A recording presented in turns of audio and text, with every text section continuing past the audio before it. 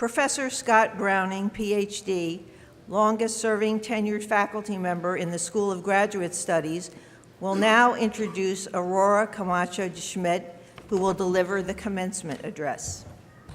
Dr. Browning.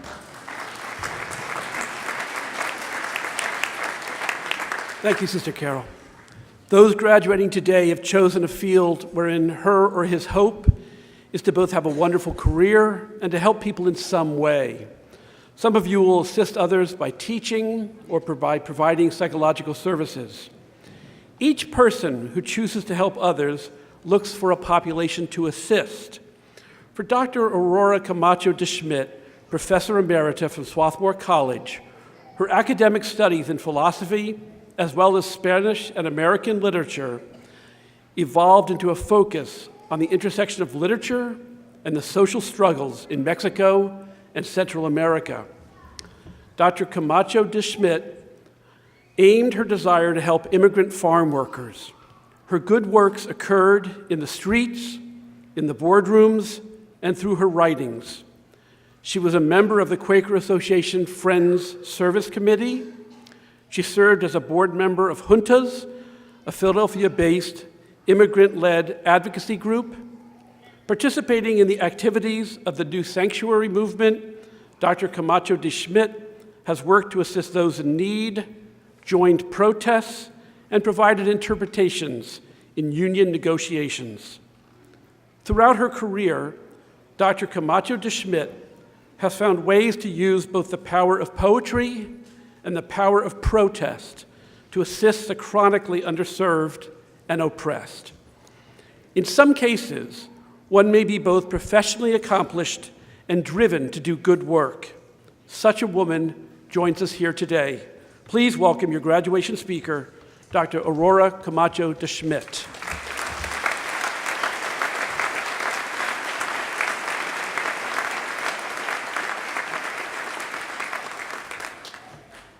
Well, after listening to Jasmine, I was just going to say, just feel that the graduation has already happened. But this is a precious moment, and I am so happy to be able to address the class, the Chestnut Hill College graduate class of 2019. Welcome, welcome to this precious moment outside normal time. None of us would be seen in this garb at a Phillies game or having lunch at Bruno's. Our ritual garments consecrate your graduation today. It's a special moment. You all look beautiful from here. I had written this down hoping it would be the case, but now I see that it really is the case. It's not only you as an individual who are beautiful, but also the collective entity that you will always be, the graduate class of 2019. If we could see the relationships that you have built among yourselves in the last 3 or 5 years, we would see a grid more impressive than the electric nerves of New York City, and equally able to give off light and power. You overcame tensions, conquered differences, and built friendships, many of them poised to last a lifetime. You are awesome. You are awesome. I wish to talk to you about the deep past that created your presence, about the history that is part of your lives since you have been graduate students, both the good and bad historical events, and what I see as a response that is expected of all of us if we want a world where life can flourish for future generations.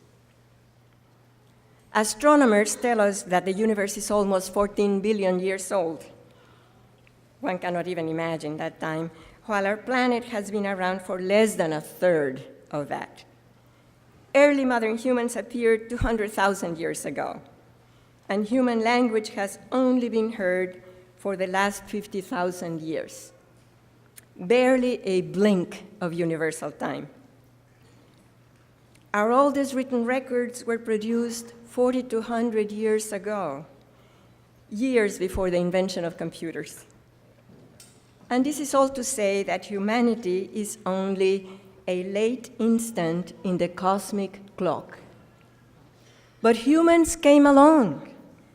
They were willed from the very beginning.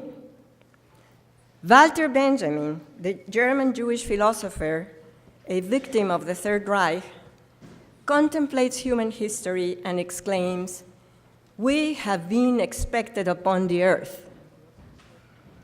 You, who exist at the peak of time, came into existence thanks to two biological parents, many may be here with you, 4 grandparents, 8 great-grandparents.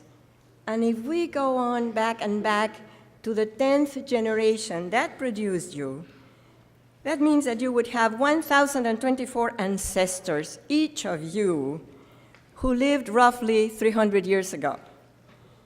Each of them, in giving life to their immediate offspring, eventually gave life to you. You carry traces of their bodies and perhaps nuances of their spirit, even when none of them could have imagined you or this moment. We do not know their names, their faces, the different languages they spoke, the ways they worshiped, their sufferings or their joys. But still, today, you do honor to the planet that has been expecting you and to all the human beings that went before you who contributed to your presence in this place and time. You are awesome. The Hebrew scriptures say in Genesis, "And God saw everything that God had made, and behold, it was all very good." You, members of the class of 2019, have been loved into being. Let's come to this place, your graduate school. When I look at the institution itself and what your professors are doing, teaching, writing, and researching, when I see the titles of the dissertations the doctoral candidates among you have written, it is clear that you all belong to an ethos of service that cannot be improvised, but is a result of decades of hard work, reflection, and knowing how to read the signs of the times, all embodied in the corporate entity that is Chestnut Hill College. The dictionary says that ethos is the characteristic spirit of a culture, era, community, manifested in its beliefs and aspirations. You became a student in a place that houses an institute for forgiveness and reconciliation. Not too many colleges or universities have something like that. You belong to a university that welcomes a wide variety of capable students and believes in preparing actors for social change through education, counseling, and clinical psychological intervention or therapy. You will teach, advise, orient, support, imagine and plan multi-tiered human services. You will heal people. Your areas of study list, among many other impressive emphases, that of working with diverse and underserved communities. Nothing is easy about adopting such a goal, believe me. It requires determination and hope, and it is a work of entire webs of people with many skills and training committed to the dream of equality, to tzedakah, to sadaqah, to the works of mercy, depending on whether you read the Torah or the Quran or the Gospels. But even if you do not read any of those, your ethos has a deep ethical dimension. Whether you are already on track for a job in the coming months or are still clueless about your next step, and believe me, there is freedom in cluelessness, you will be part of the growing nonviolent army of people who want to restore a human face to our country and our endangered planet. I said before you had been loved into being, I want to add that you have been loved into becoming the professionals that you are becoming today. You are awesome, and your institution is awesome. In the last 5 or 3 years your degrees have required, you were fully immersed in the world, where marvels happen all the time, but also terrible things. Horrors like the war in Yemen, Syria, and Gaza Strip, floods, fires, earthquakes, in impoverished communities. And then there is the full ecological degradation the planet faces. In the United States, mass shootings in synagogues, mosques, churches, and schools, one just 2 days ago, a resurgence in the public acceptance of racism and xenophobia. Clerical sexual abuse of young men, women, and especially children. The largest prison population in the country's history at 2.2 million people. An economy that continues to foster ever-widening inequality. A president who believes it is in his nation's interest to separate children from their immigrant parents. From catastrophic events like these, many adverse childhood experiences and traumatic stresses develop, making each of your work more necessary than ever in the classroom, the service agency, or the therapy clinic. But we also have constantly wonders happening around us, some as joyous as victories in sports, fabulous films, music, or books, and some particularly transcendent events in public life.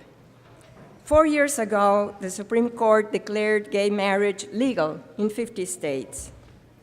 District courts stopped executive policies that were deemed unconstitutional. Sheikh Ahmed El Tayeb and Pope Francis signed a document on human fraternity for world peace. Not 2 centuries ago, we had crusades, wars against these 2 blocks of religious belief. Large numbers of people all over the nation have staged demonstrations on behalf of women's rights and street safety for African American youth. They have opposed immigration policies and restrictions on certain refugee admissions, the detention of children, and the building of an absurd border wall. There is a resistance movement already at work, a resistance movement that needs all of us. Because this is a new historical era, we are its interpreters and the designers of our own struggles for justice. But we have powerful allies. Audre Lorde, a feminist thinker, precursor of the LGBTQ movement, civil rights activist and great poet, told us as if she had lived in the last 3 years in her native New York and understood our historical moment today. Difference must not be merely tolerated. It needs to be seen as a fund of necessary polarities between which our creativity can spark like a dialectic. Only then does the necessity for interdependency becomes unthreatening. Only within that interdependency of different strengths, acknowledged and equal, can the power to seek new ways of being in the world generate, as well as the courage and sustenance to act where there are no charters, no maps. Class of 2019, you fill our hearts with hope, don't they? They fill our hearts with hope. As you leave Chestnut Hill College, where you have worked so hard and learned so much, please become signs of hope wherever you go. The kind of hope that is much more than optimism or a smiley face. Costly hope, audacious hope, as Princeton professor Cornel West calls it. The kind of hope that French philosopher Gabriel Marcel named as the only possible human response to our world. He said, hope consists in asserting that there is at the heart of being, beyond all data, beyond all inventories and all calculations, a mysterious principle which is in complicity with me. In other words, that entity that is on our side and passionately desires our fulfillment and a good world of peace. So I make a wish today that your strong work as professionals may be marked by that strong hope. Mexican poet Octavio Paz could have been describing your moment, your graduation, of communion and insight when he wrote, and with this I will end, las máscaras podridas que separan al hombre de los hombres y al hombre de sí mismo se derrumban por un instante inmenso y vislumbramos nuestra unidad perdida, el desamparo que es ser hombres, la gloria que es ser hombres y compartir el pan, el sol, la muerte, el olvidado asombro de estar vivos. In English, the rotten masks that divide human beings from each other and humans from themselves collapse for an infinite moment, and we glimpse at our lost unity, the helplessness of being human, the glory of being human, and to share bread, sunshine, death, the forgotten astonishment of being alive. Congratulations, graduate class of 2019.